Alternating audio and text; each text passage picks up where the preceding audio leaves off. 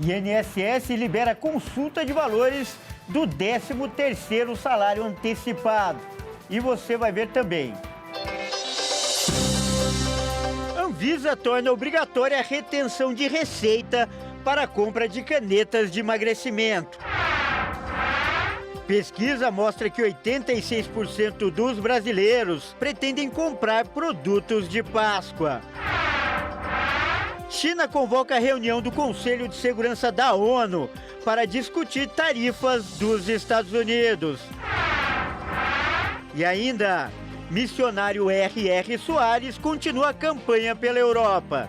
Nesta quarta-feira, foi a vez da Romênia. Ele pegou as nossas doenças, dores e enfermidades e as colocou sobre Jesus. Biblia spune că prin rănile lui Iisus Dumnezeu acolo a băgat problemele, durerile, suferințele și păcatele. Ele colocou sobre Jesus o castigo que nos traz a paz. Biblia spune că pedeapsa care ne dă pace a căzut peste Iisus. Tudo isso você confere a partir de agora no Jornal das 18h30.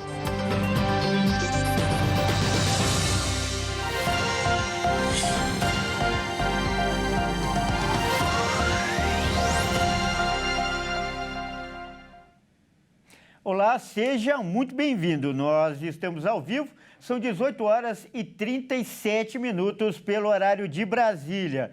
Eu sou o Kleber Werneck e a partir de agora você confere comigo as principais notícias desta quarta-feira. E olha só, aposentados e pensionistas do INSS já podem consultar os valores do 13º salário antecipado. O pagamento começa no dia 24 de abril. Veja como fazer a consulta. Aposentados, pensionistas e beneficiários de auxílios do INSS já podem consultar o valor do benefício de abril e também da primeira parcela da antecipação do 13º salário pela Central de Atendimento Telefônico. O número é 135 ou pelo aplicativo Meu INSS. No atendimento via telefone, o beneficiário terá que informar o número do CPF e confirmar algumas informações cadastrais. A primeira parcela do 13º salário começa no dia 24 de abril, de acordo com o último número do cartão do benefício. A antecipação vai injetar cerca de 73 bilhões na economia brasileira. A medida foi anunciada pelo presidente Lula durante um evento em Brasília e atende para um pedido do ministro da Previdência Social, Carlos Lupe. Segundo o presidente do INSS, Alessandro Stefanuto, o pagamento antecipado é essencial para ajudar os mais de 34 milhões de segurados do INSS a cobrir despesas básicas, como alimentação e medicamentos. E a Anvisa decidiu que a partir de hoje será obrigatória a retenção de receita médica para a venda de canetas de emagrecimento. Os remédios têm se tornado cada vez mais populares no Brasil e no mundo. A categoria desses medicamentos é tarja vermelha e, de acordo com a classificação, só deveria ser comercializada com a apresentação da receita. Mas, na prática, isso não acontece. É comum que a comercialização seja feita sem prescrição médica e clientes sem documentos compram normalmente. Porém, essa prática vai mudar com a nova lei que foi votada pelos diretores da Anvisa. O principal motivo é que a população está fazendo uso descontrolado desses medicamentos que inicialmente foram feitos para pacientes com diabetes, mas com observações, eles também começaram a ser indicados para a obesidade.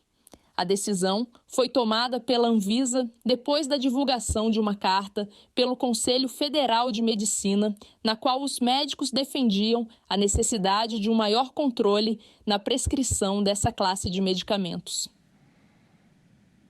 A Páscoa está chegando e deve movimentar bastante o comércio. Muita gente pretende aproveitar a data para comprar chocolates e outros produtos. Quem traz os detalhes é o Alexandre Cardoso. Uma pesquisa feita pelo Instituto Locomotiva aponta que, neste ano, 86% dos brasileiros pretendem comprar produtos relacionados à Páscoa, um aumento de 5 pontos percentuais em relação ao ano passado.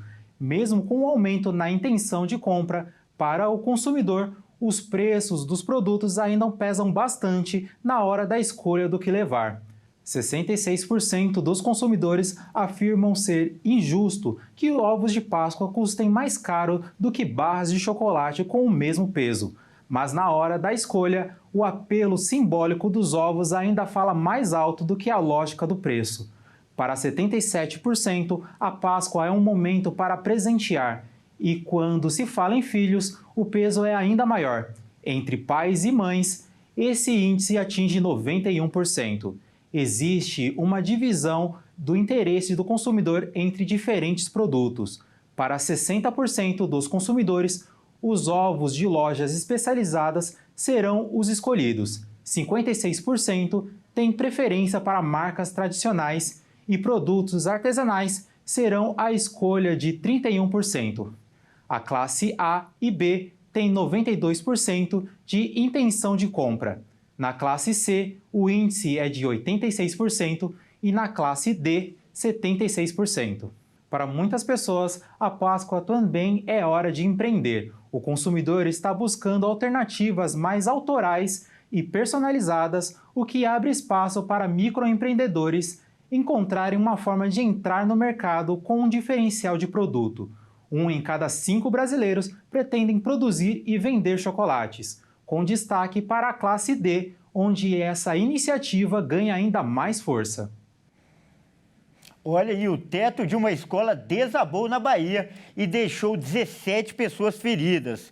O repórter Cleiton Rodrigues agora é quem vai contar os detalhes dessa história. Pelo menos 17 pessoas ficaram feridas nesse acidente. A Prefeitura de Itaparica, responsável pela unidade de ensino, informou que as vítimas são 13 crianças e 4 adultos. Segundo a Prefeitura, todos eles foram encaminhados ao Hospital Geral de Itaparica após a remoção dos escombros. As vítimas estão estáveis e aguardam alta.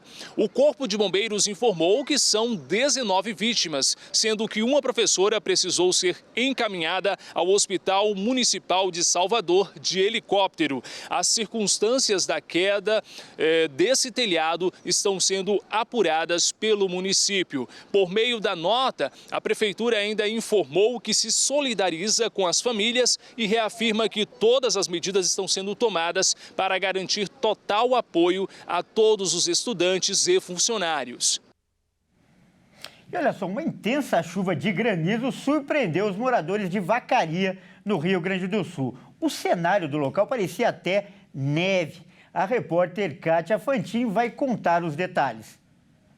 O chão das ruas e calçadas tomado por uma camada branca, como se tivesse nevado. Esse foi o cenário que surpreendeu os moradores de Vacaria, na Serra Gaúcha, na tarde desta terça-feira, quando uma intensa chuva de granizo deixou ruas da cidade cobertas por pedras de gelo. Em apenas 2 horas, choveu o equivalente a 20% da média prevista para o mês inteiro. A Defesa Civil do Rio Grande do Sul relatou que a situação exigiu o uso de retroescavadeiras para remover o gelo acumulado nas ruas, como mostram alguns vídeos que os moradores fizeram. Ainda, segundo a Defesa Civil, a previsão desse tipo de fenômeno ela é complexa e não é algo que ocorre com frequência, mas quando é registrado, atinge regiões isoladas, como foi o caso de Vacaria, que teve 120 casas em 5 bairros danificadas. Nesta quarta-feira, o trabalho segue na cidade junto às autoridades para reduzir os efeitos desse fenômeno climático. E veja a seguir, China convoca a reunião do Conselho de Segurança da ONU para discutir tarifas dos Estados Unidos. E ainda, missionário R.R. Soares continua a campanha pela Europa. E nesta quarta foi a vez da Romênia. Nós voltamos já.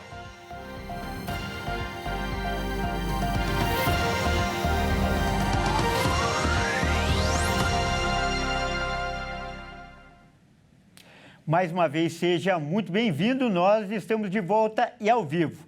Agora são 18 horas e 48, quase 49 minutos, pelo horário de Brasília. E olha só essa história que aconteceu no Rio de Janeiro. Um homem, ele aparentava ter ali mais ou menos 60 anos de idade. E ele roubou 30 pares de alianças de uma joalheria que fica dentro de um shopping.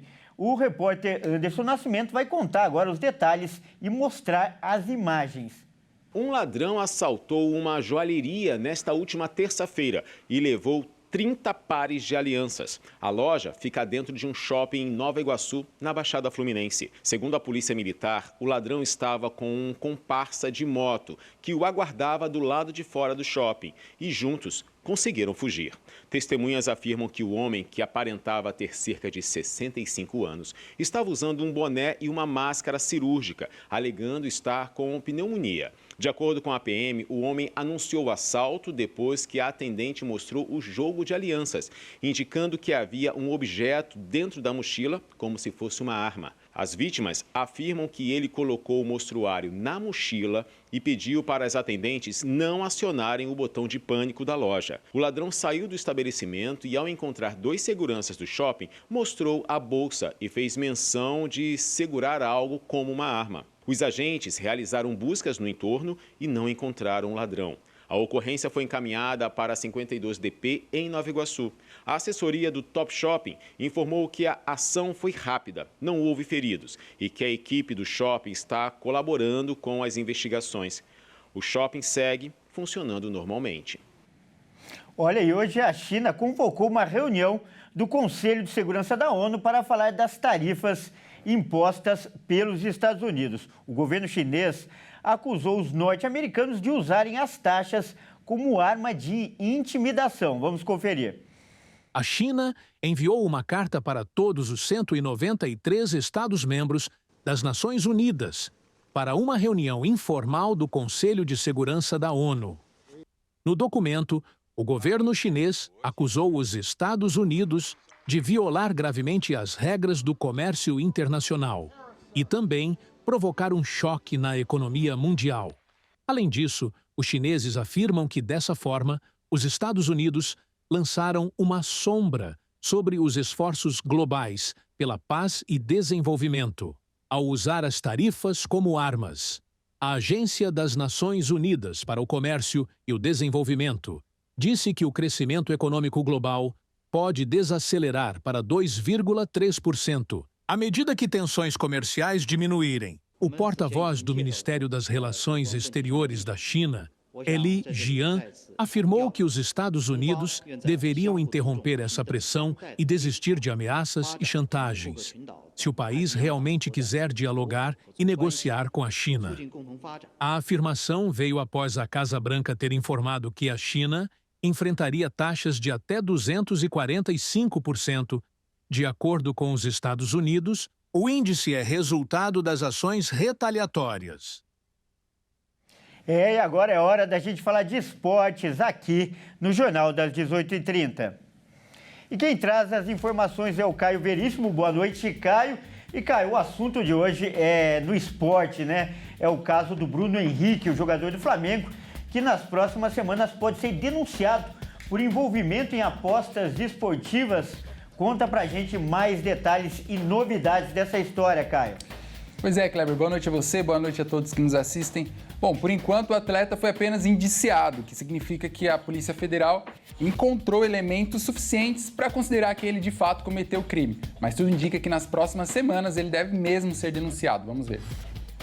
O atacante Bruno Henrique do Flamengo deve ser denunciado pelo Ministério Público do Distrito Federal ainda nas próximas semanas, por suspeita de envolvimento em fraude esportiva durante uma partida do Campeonato Brasileiro de 2023.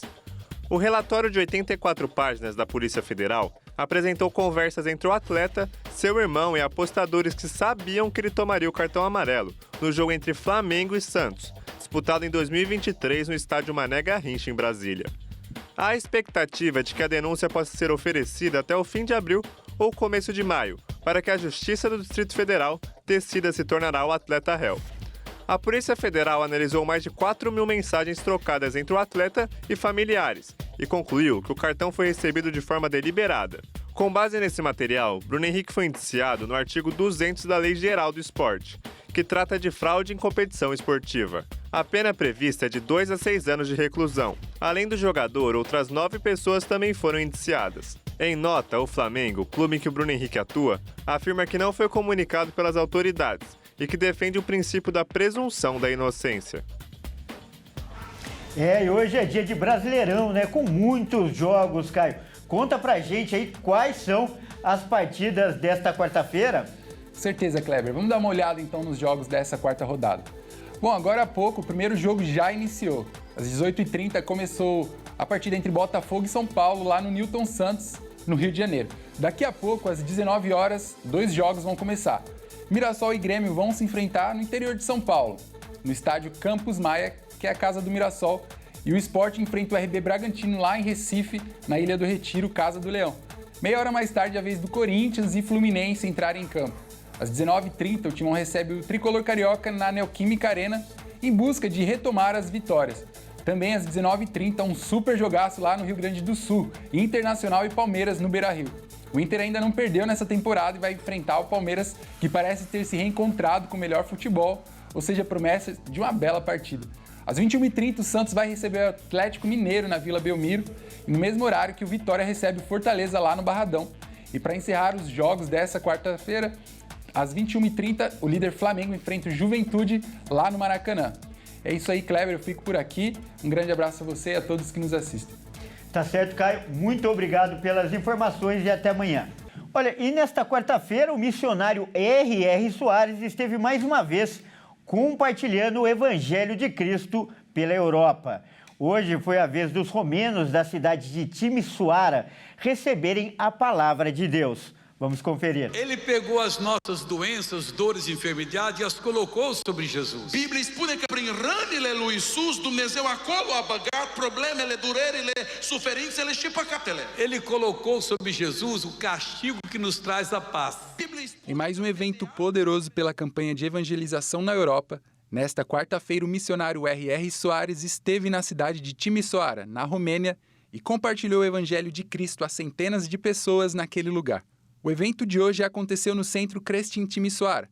E mais uma vez, muitas pessoas foram tocadas pela verdade do Evangelho e saíram do encontro abençoadas por Deus. Mas não é só dizendo assim, não, eu sou de Deus, agora eu creio no Evangelho. Nu doar spui, păi, acum sunt pocăit și acum mă duc la biserică. Você tem que estudar o Evangelho, aprender e crer. Trebuie să studiezi cuvântul, să înveți și să crezi. Não é por pedir que você vai ser abençoado. O próximo dia de encontro será amanhã, 17 de abril, em Oradea, também na Romênia. O evento iniciará às 18 horas do horário local e a meio-dia do horário de Brasília. E claro, você e sua família estão convidados a acompanhar de casa através da transmissão ao vivo pela Hit TV e, mais uma vez, ser tremendamente abençoado. Pois é, e reafirmando, com transmissão ao vivo pela Hit TV. Bom, é isso aí, o Jornal das 18h30 fica por aqui. Eu agradeço demais pela sua companhia, uma ótima noite e até amanhã.